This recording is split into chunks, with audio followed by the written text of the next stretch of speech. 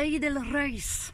J'ai pris récemment connaissance de 3 cas de corruption qui font mal à votre sens de la justice et qui sont interprétés comme des signes de déliquescence de ce beau pays qu'est la Tunisie.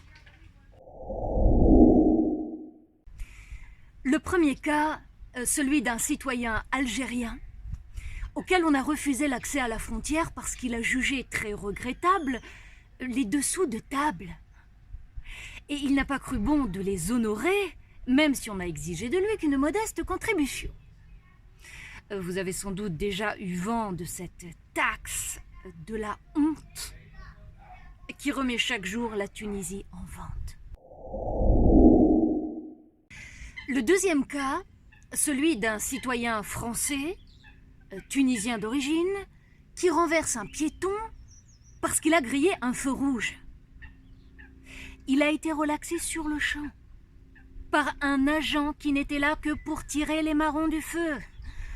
Alors certes, il vous dira qu'il n'y a pas eu mort d'homme, mais c'est tout comme, et ça fait d'autant plus mal que c'est de plus en plus normal, voire banal. Le troisième cas, celui d'un citoyen tunisien résidant en France et qui, pour se faire opérer, a besoin de refaire ses papiers, dont ce fameux extrait de naissance. On lui dit que s'il y met le prix, il peut l'avoir le jour même, traduit et transcrit en bonne et due forme.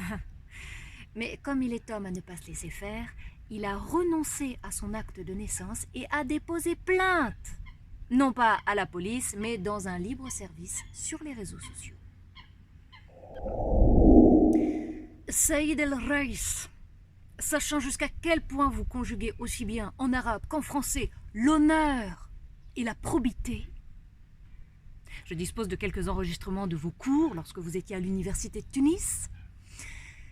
Qu'est-ce que vous allez pouvoir faire de ce pays qui est le vôtre et dans lequel on ne peut plus dire bonjour sans rien payer en retour?